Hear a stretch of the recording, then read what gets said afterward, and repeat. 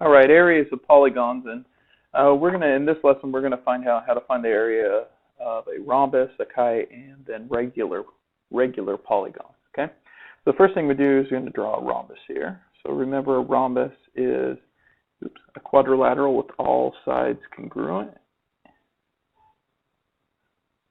Okay, a square is a rhombus, but not every rhombus is a square, for that matter. So I am doing my best impersonation of a rhombus in terms of, or my best representation of a rhombus there. Okay, so we've got a rhombus, and then a kite. Remember, a kite has opposite sides not parallel, nor are they congruent, but adjacent sides are congruent. Okay.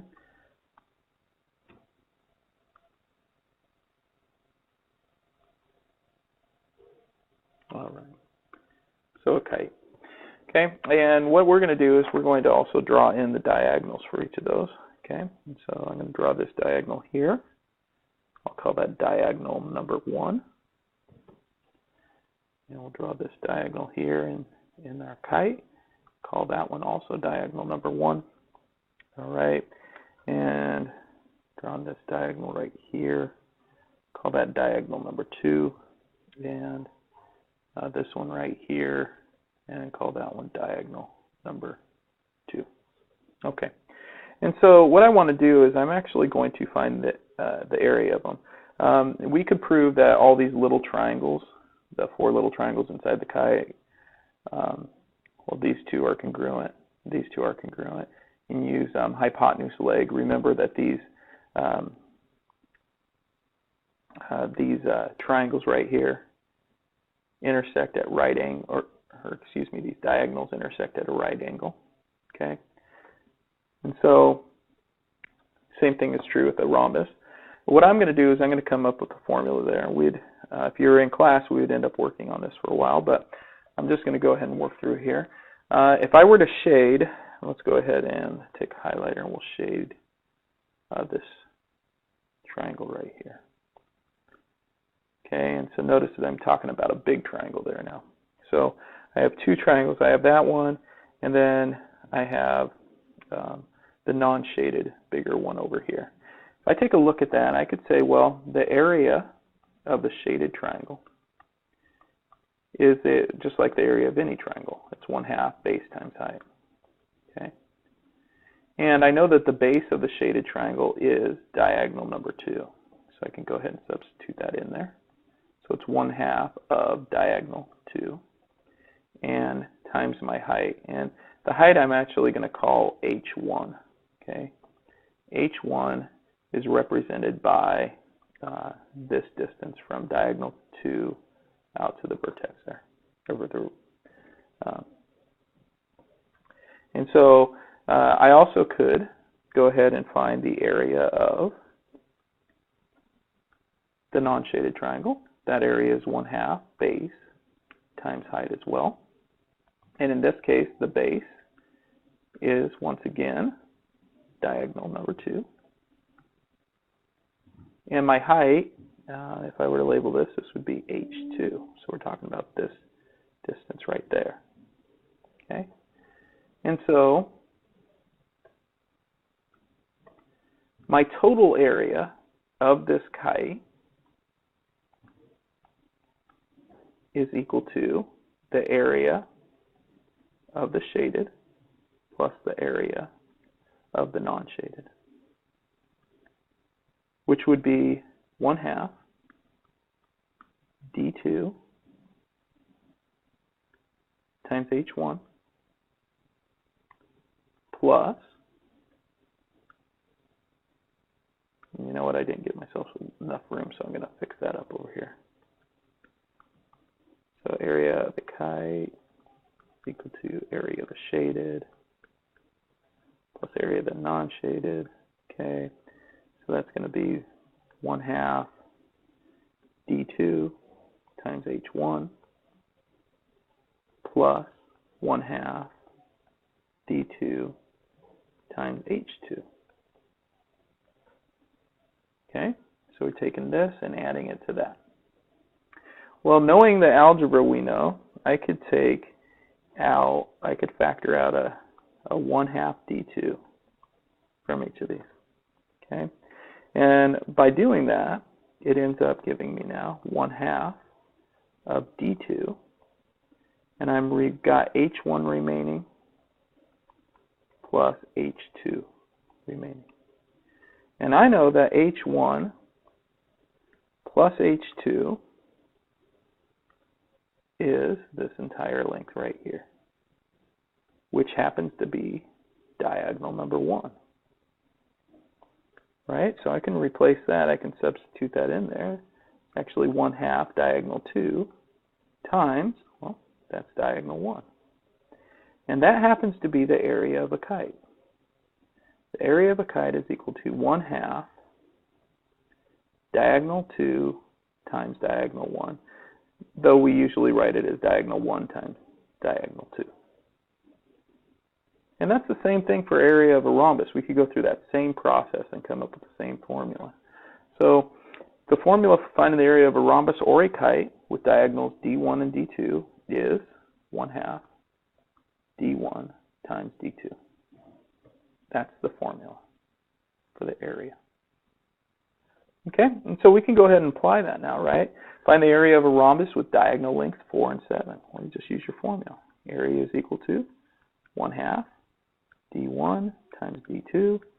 Okay, that's 1/2 of 4 times 7. 1/2 of 28, which is 14. 14 square inches. We'll find the area of a kite with diagonal lengths 14 and 9. Same formula. A is equal to 1/2 d1 times d2.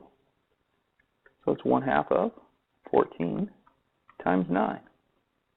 Well, half of 14 is 7. 7 times 9 is 63. And 63 square centimeters. Pretty easy once we have a formula there and we know the diagonals. Okay, let's go ahead and move into the other formula here. And before we can do that, we actually need to define a few things. So finding the area or finding angle measures in a regular polygon. So first, what is a regular polygon? It's a polygon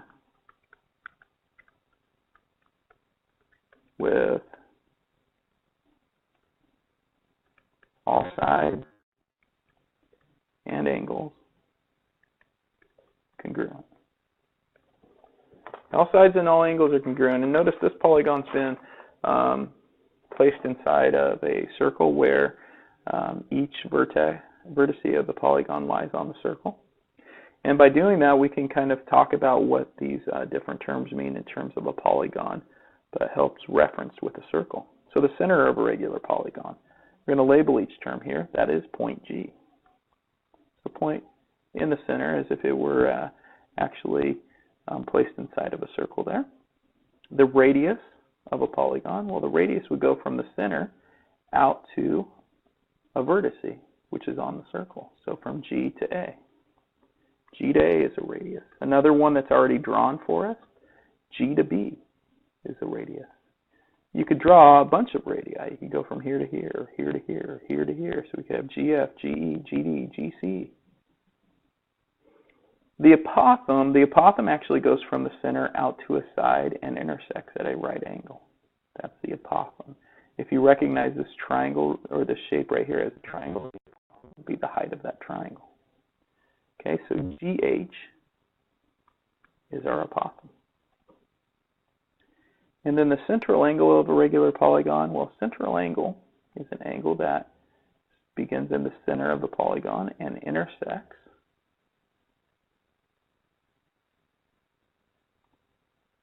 the outer edges at the using radii. So you have this intercepted arc of AB. Okay, so a central angle would be AGB. Okay. Now, what we're going to do with this is we're going to start talking about some different measures. Okay, so take a look at this next one here. We have a regular pentagon, PQRST. PQRST. Find the following. So find the measure of angle POQ.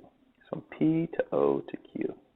Well, if I were to draw in all the radii here, I would be able to separate this shape into 1, 2, 3, 4, 5 different triangles, and 5 sides, so 5 different triangles. And those 5 triangles would take up 360 degrees around the center point. Okay? So if I have 360 degrees, and I want to divide that by 1, 2, 3, 4, 5, that will give me PQ. And the reason I can do that is because these triangles are all congruent. Okay? And we could actually prove that. Okay? But the triangles are all congruent there. So 360 divided by 5 is 72. Okay? Let's just now focus in on that one triangle, right? So if we're looking at the one that's already drawn in for us, P to O to Q, okay? We want to now, oh man, all right, let's try that again.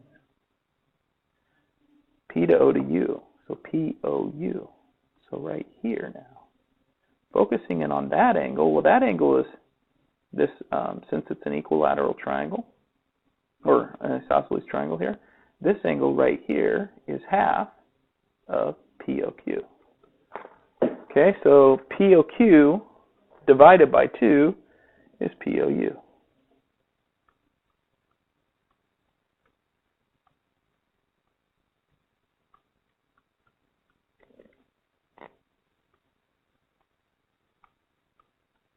All right, and so that means I take 72, divide it by 2, I'd end up with 36. All right, so now I have this triangle here, and I know I'm going to go ahead and make it a little bigger for us off to the side. Okay, and I know that this angle right here is 36. And I know this one is 90. Well, that means these two angles, if this is 90, these two are complementary. Okay, so that's O, that's U, and that's Q. Okay, well, measure of angle POU plus measure of angle OQU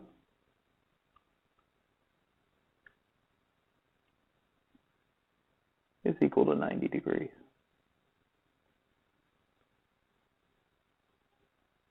Okay, so 90 degrees is equal to, well, we know POU, it's 36.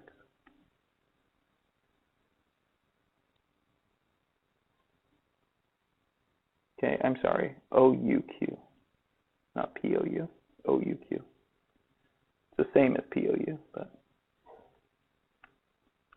okay, that's 36.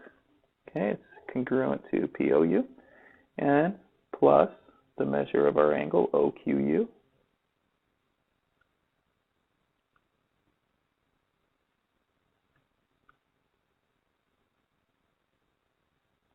Okay, and so the measure of OQU, if we subtract that 36 from both sides, is 54 degrees. Now, I know that I spend a lot of time on that for something that some of you may just look at and go, oh, it's this, this, and this. But I wanted to make sure that we know what's going on, because in order to do the finding the area properly, we have to be able to deal with those angle measures. Okay? All right, so the area of a regular n-gon. So the area of a regular polygon.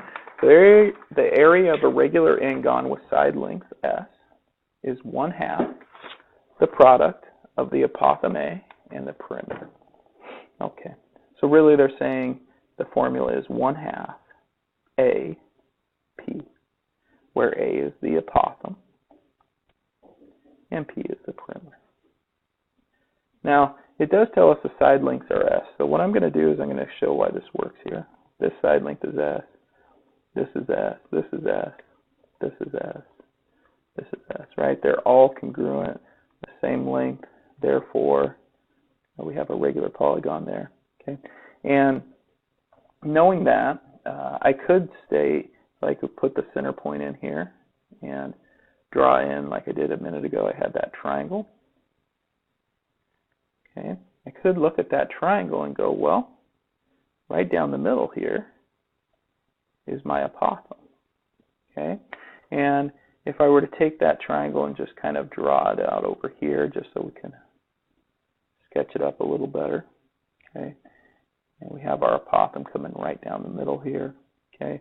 I have I, J, and we'll go ahead and call that point P. Okay? And so, actually, let's not use P for, that would be perimeter. We'll just use X. Okay? And so, the way we could look at this is we could say, well, the area of that triangle is equal to 1/2 base times height. Well, I know the height. We've called it, well, I know what we're calling it. We're calling it A. That's the apothem.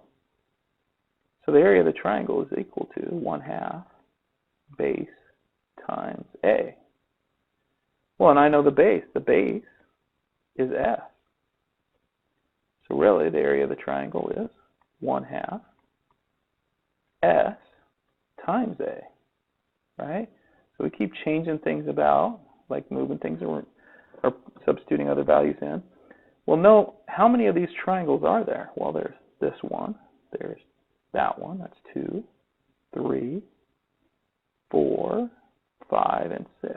There's 6 of them.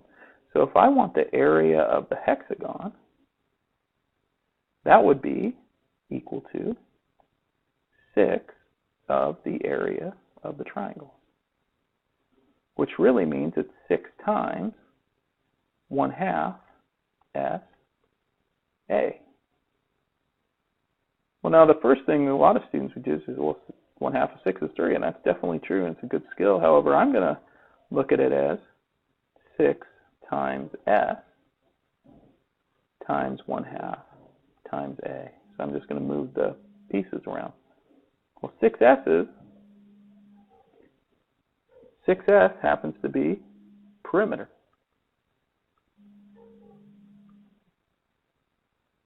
Right? 6 sides, 1, 2, 3, 4, 5, 6. That's the perimeter. So area of the hexagon is actually equal to P times 1/2 times A, or better known as area equals 1/2 AP. All right. Try one out here. We know that in this case we're using our area is equal to 1/2 AP formula. And in order to use that formula, we need to know what A is, our apothem, and what P is, our perimeter. And so there are different ways we can go about this. First, if we look at it and we could use some of our previous knowledge, and in this case I look at this and I go, well, this triangle right here, in order to find the perimeter and the apothem, perimeter, well, since this is a regular figure, that's going to be equal to all the other sides. And if that side is 12, that one's 12, that one's 12, that one's 12. All of these are 12. So it means the side length is 12. And if that side length is 12, then that means our perimeter is equal to 12 plus 12 plus 12. Okay, we have all these 12, or think of it as 6 times 12. And 6 times 12, 72. So we know our perimeter is 72. Our apothem, well, I'm going to use my previous knowledge about special right triangles. I know that this is a special right triangle. I know it a couple of ways. First, I know that this is 12, and this is 12, which makes this big triangle an equilateral triangle. Or I could think, well, this shape is a regular hexagon. A regular hexagon has 6 central angles, and 360 degrees divided by 6 is 60, meaning this one angle right here is 60, which means half of that, or this angle right here, is 30.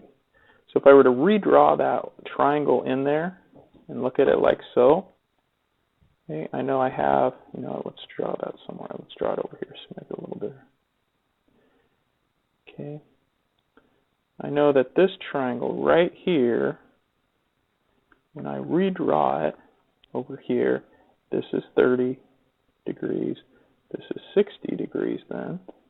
We have a 30, 60, 90, meaning in our relationship of the 30, 60, 90, that side's x, this is 2x, this is x root 3, and if this length is x, and half of that, it's half of 12, that means x is equal to 6.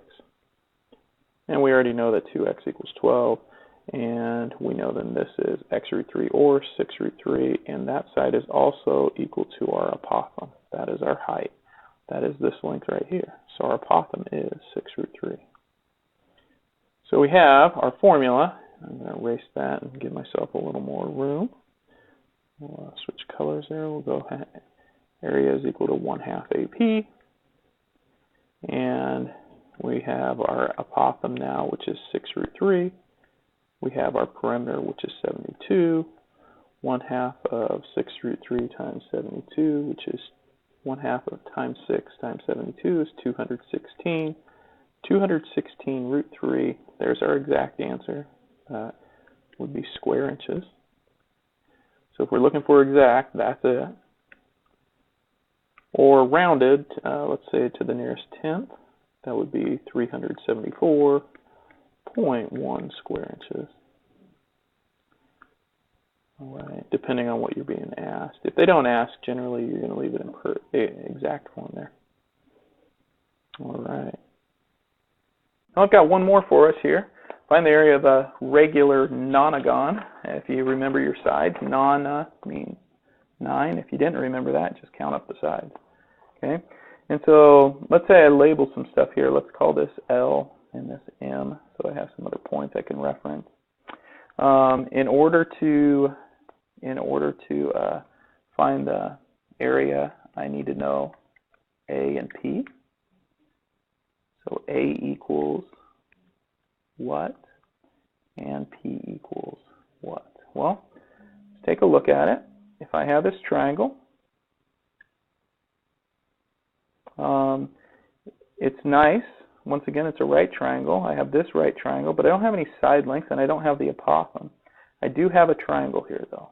Okay, and if I were to, better yet, let me back up a bit. If I were to break my shape into congruent triangles, like so,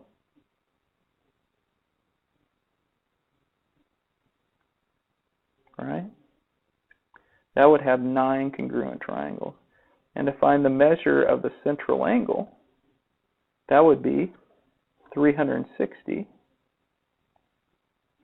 divided by 9, which is 40. Okay, so each one of these central angles is 40 degrees. And from there, I could take that and cut it in half and use the triangle. Well, actually, let's label it here. The triangle that goes K, here's J, and here's M. This is 40. Okay, and I know this is 8. Excuse me, this isn't 40. This is half of 40. This is 20. Right? So this angle right here will be half of this entire angle, which we know is 40. And so I could use now to find this length right here, if I were to call this Y and say this X, well, Y, which is like our apothem, so maybe we should call it A, we can use our sine, cosine, and tangent functions, right? So I could say the sine or cosine, depending upon which one I'm dealing with, of 20, and use that 8 to find the appropriate measure. Okay, so let's go ahead and do this. Here's my angle. Okay, since that's a 20, you could use the other angle if you needed to. That one we obviously use 70 because that's 90, but I'm going to go ahead and deal with this one since this is a 1. So we calculate it. This would be my adjacent side. This would be my opposite side, and this is my hypotenuse. Okay, and so this angle right here, I'm dealing with adjacent over hypotenuse, which, if you remember SOHCAHTOA, right, your trig function, the one that deals with adjacent and hypotenuse is cosine. So the cosine, so A is equal to the cosine, let's do it down here, A equals, or excuse me, the cosine of 20 is equal to A over 8. adjacent over hypotenuse. So that means A is equal to 8 cosine 20. And we're going to leave that. That's the exact value. So I'm going to write that here. 8 times cosine 20. That is A. That's our hypotenuse. Now we could do the same thing to help us find this chunk, right? This side. This is part of our perimeter. And so if we find this little piece, we can calculate our perimeter. So let's go ahead and do that. We'll say X we're dealing with now. Okay. And that's opposite over hypotenuse. So that is sine. So the sine of 20 is equal to the opposite, or X, over the hypotenuse, which would give me 8 sine 20 equals X. So this piece right here, and I'm going to label this piece on here, is 8 sine 20. Well, if that's 8 sine 20, and this is 8 sine 20, because they're the same length, that makes this entire thing right here 16 sine 20s. There's 16 of them, right? Here's 8 here, 8 sine 20s, 8 more sine 20s, that's 16 sine 20s. Well, I have 9 of those. So like this is a 16 sine 20, this is a 16 sine 20, this is a 6, right? I have 9 of them. So my perimeter is equal to 9 times 9 times 16 sine 20s. Or if you wanted to, you could have went one step before it. There are technically, if there are 9 16 sine 20s, there are actually 18 8 sine 20s. Either way works. But if I simplify this, my perimeter is actually 9 times 16, is also known as 144 sine 20. And now we can do the math to calculate our area. Okay? So the area is equal to 1/2 A, which is 8 cosine 20, P, which is 144 sine 20. Okay? And so, whoops.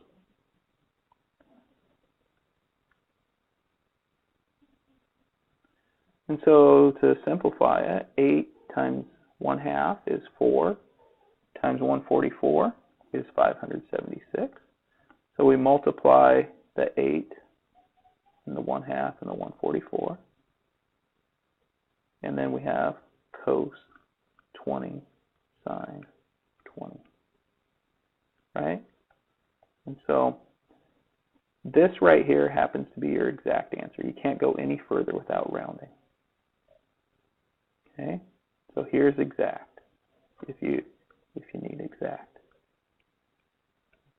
The rounded version would be area is, let's go ahead and round it off. Let's go to the nearest tenth. It would be 185.1. And that's in square units, by the way. Okay? So there we got it. All right. Well, that's all I got for you. Good lucky.